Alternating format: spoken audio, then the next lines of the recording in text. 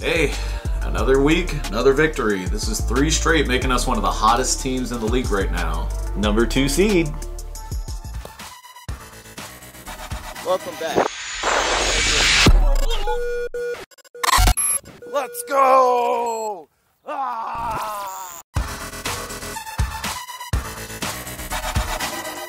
Hey, welcome back to Ed and Eddie, Silver and Blue. Talking Cowboys all day, every day. Hey, to celebrate our 3rd straight victory, we are offering to each of our subscribers a free medium soda.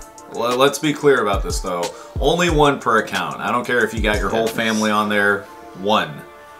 Jokes aside, Ed, how you feeling about this victory? Dude, I love it. You know, was it beautiful? Was it 40-0? Was it the 38-17 I predicted? No, but damn, I don't care.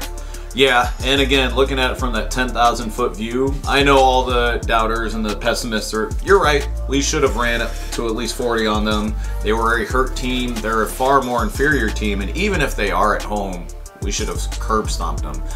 But a division rival on the road, 3 games, like all on the road like that, we're doing it, man. We're winning. Absolutely. That's, 3 road wins in a row. That's crazy. Just having to play 3 road wins in a row sucks. Yeah. And the fact that they did that, which cuts into practice time too, it's got to affect them, and I'm sure that has some effect on the offense.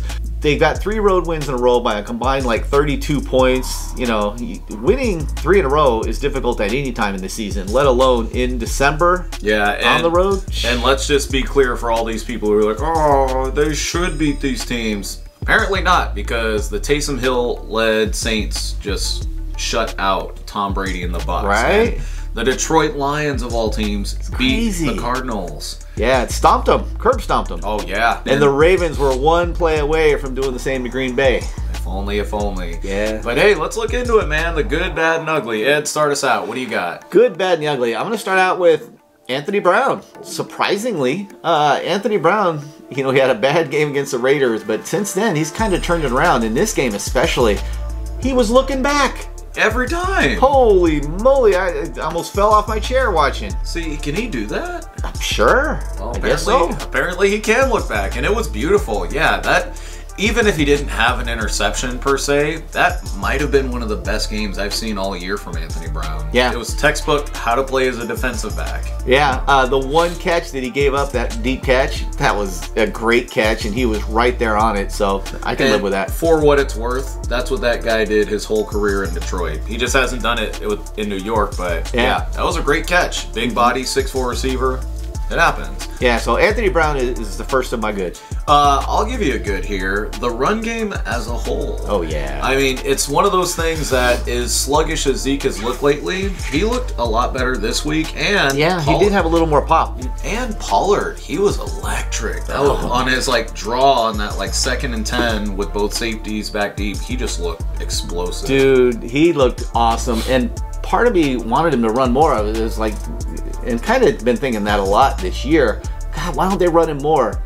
In this case, though, I'll give him a little slack because, he did have that hurt foot, so maybe they didn't want to put, increase his workload too much. But, man, you're right. He was electric. When he was going, he was going. And what I've liked seeing, too, is I've seen improvement, man. Each week we've been running better as a team, and that's going to come big for us come time playoffs. Yeah, Zeke definitely looked a little fresher, and I love the touchdown. It was no gimme. That was not a 2-yarder or something. Man. Yeah. What do you got for good? I'm going to add Dalton Schultz. Yeah. Not his blocking.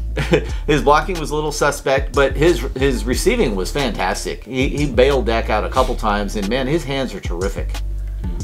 And, oh, definitely. And, I know we could talk a little more about it. We will, but I think defense as a whole, we'll talk more about who individually on the defense, but, dude, that might have been one of the best defensive games we've played all season. I think it was. Yeah. I mean, they held him to 6 points, and 4 turnovers. It was Mike Glennon. I get that, and the other guy looked a lot better, but he was facing pure prevent, so put a lot of stock into it. And something else too, because I know some people were a little disappointed, like, oh, Micah, he barely did anything, 2 tackles, a pass breakup, he helped on a sack. Well. Yeah. When our defense plays the best game all season and he's manning the inside linebacker, hey, whatever. Well, that's one of the reasons we held him to 6 points. Amen. Yeah. All right, let's get into the bad, Ed. Who you got? I'm going to start with Mike McCarthy, what the hell were you doing at the end of the first half? Total give up play. Even if it didn't work, you got like 12 seconds. Call a timeout, take a shot. I'd rather at least get a solo fade to Gallup or something. I mean, he and Gallup are magic on those fades. Why not give him a shot for that? There's no excuse. He had some weird, bizarre answer in the press conference about the ozone, whatever. But I'm also going to put a little bit of that on Dak. Dak, just call the timeout. Just call it yourself. You don't have to wait for the coach, man. You're the leader out there. You noticed that there was 10 seconds. You were looking at the sidelines for a timeout. I saw that. Just call it yourself. Yeah, I do think that falls on coaching. The only thing I would say that would prevent it from going into ugly territory was I appreciated that his challenge for Diggs' interception. That is a sign of a good coach when you trust your players, you trust and have that good field vision for it. You know, I'm going to say also that I have to think that that was just the whole game plan going in, is to be super conservative on offense, because they knew that Giants were limping in there with Glennon and you know, total bunch of injuries and everything. Just don't screw it up. Don't give the Giants any hope at all and play real conservative, and they did. So maybe that played into it, that he didn't call it. You know what? Just take the 3 now. Yeah, and I mean, when you look at the end of the day, a very decisive 2-score victory. Take it. Here's another bad for me, Dak. And here's the thing. There was quite a bit that he played pretty well in. I thought he was good with his reads. I thought he was accurate. I thought that he played for the most part pretty well. The only 2 plays that I could mention of notice was, one, his late throw on that fade to Gallup. I think if he would have threw it a second sooner, it would have been good. But 2, just his fumble. Like on that bootleg. That was horrible. 1, if it wasn't open, throw it out of bounds, something. But he just kept waiting, and, you know, sack, force fumble. But 2, dude, just take off. We've been saying it for like 8 weeks now for him to run, and maybe his calf is hurting really bad. Maybe you just don't know. Maybe in order to not re-aggravate it, he shouldn't run, but dude, he had so many missed opportunities there. Yeah, Dak deserves to be in the bad category. Like you said, he wasn't horrible, and he made some good throws. The one where he climbed up into the pocket, hit Gallup going across the middle. Gallup made a good catch there too, but that was a great player all around. But he's just not normal Dak right now. I think we can all agree on that. There's no hate involved. It's just observation. We all see it.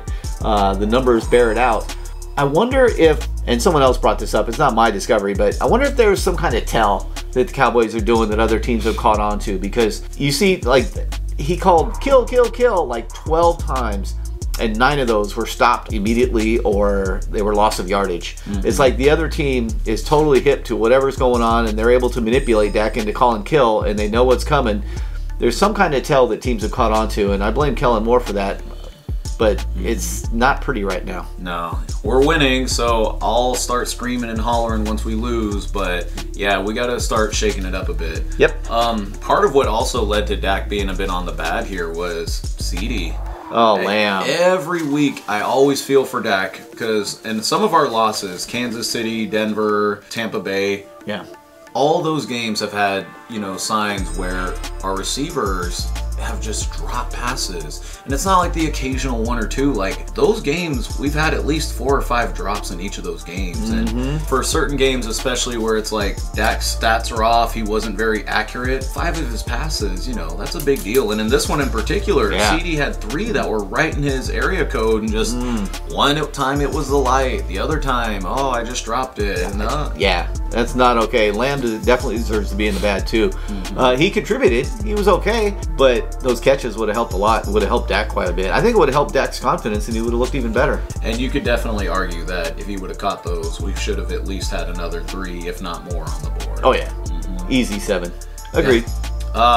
So we got the bad out of the way. We do have an ugly here. There's only one, and we all know who it is. And again, the question is out there: why the hell is he still on the team? Who? Greg the Leg Zerline. He sucks. Yeah, I'm getting tired of it, man. And again, this is coming for 2 weeks in a row where he is doing his job and he is making all his kicks, but why can't you just do your job? We want consistency, man. Yeah. That's not too much to ask. And I even called it in our preview video he was going to miss an extra point. No, and I'm calling it just on a missed extra point. I just get a feeling that's probably going to end up happening. He missed 2 of them. Like, after a while, it's like, dude, you're like, that article was true for a reason, that he was less accurate than Brett Maher was. I mean, just when he missed the very first extra point, it's just like, oh, here we go again. And then he missed another one? I know, I was like, called it. But yeah, it's just frustrating. Absolutely frustrating. And, you know, I get for a little while they want to both, he's our guy. But you know what? There comes a time. What would Jimmy have done if this was his kicker? He'd have been like, well, you know, coach, just don't seem to have any confidence anymore. Oh, that's all I needed to hear. And I cut him the very next day. You know, think like Jimmy. Well, with that said, though, I can't be mad at victory. And we even had a few greats here. Oh, yeah, we got a great. I'll let you go first, man. You know what? I can't think of any better MVP that game than DeMarcus Lawrence, man. Oh, yeah. D-Law was an absolute force. Yeah, and I mean, he was directly responsible for 2 turnovers. Oh, yeah. The first one was when he popped Mike Glennon and forced that interception. Hey. And then he donkey punched the ball right out of Saquon's hands, man. Fun fact, that was his first fumble in 3 years from one of the best running backs in the league. Yeah, awesome. D-Law. Welcome back. Welcome back. Dude, when I see the way the defense is playing now, I'm sorry, Tampa doesn't scare me. The Rams, not so much. Cardinals, no, the way they're playing. Green Bay, they're always scary. But you know what? With the way the defense is playing, quarterbacks don't do as well when you pressure them. Really? Yeah. I think, well, we're getting way ahead of ourselves. But anyway, nobody scares me right now. You got to go with the defensive backs. I think as a group, they were incredible. I mean, they didn't have a lot to shut down. Slay's more or less just kind of collecting a paycheck at this point. He got to wear a ski mask when he gets to get his check every week. But anyway, the defensive backs were awesome. 3 picks. Yeah. No, and they were great too. I love that Diggs interception in the end zone. And after a while, I'm even sitting there thinking, like, why do they keep testing this, man? Like, 10 interceptions should tell you all you need to know about who to not throw it to. Yeah, I know. And for a while they did. They were just throwing to Anthony Brown with not really much success there either, but at least it won the pick. Yeah. And dude, I'm really excited because for Diggs, he's now tied for 2nd all-time in Cowboys history for interceptions. He gets 1 more, he's tied for 1st. There was a great thread online when some guy piped in about, is Diggs the greatest defensive back the Cowboys have ever had? No, don't be a dipshit. But Cowboys have been blessed at cornerback. I mean, you're talking Mel Renfro, Everson Walls, prime time, now Diggs. Well, yeah, and I will say that is a big gap from his history of Cowboys corners to mine, because I grew up at best Terrence Newman, Mike Jenkins, Byron Jones. Yeah, they all made a Pro Bowl, mind you. Right, they weren't terrible, but never that dominance of Diggs. And dude, it's a far cry from Byron Jones too, because he was so great. And he didn't catch interceptions. Right. And Diggs is great, and he catches them. And God, it's night and day difference. I'll tell you what, Cheeto was covering just as good, but for some reason the ball always found a way past his hands. I don't know if I've ever seen a more posterized, solid corner in my whole life, dude. But hey, everybody, let us know what you think in the comments below. You happy about this win? You got a little bit of a bittersweet feeling? Let us know what you think. Hey, welcome to the new folks that are showing up too. I notice our numbers are up. Don't forget to hit the subscribe button and hit that like button, because every time you do, an Eagles fan cries. All right, everybody. See you Sunday. Enjoy your soda.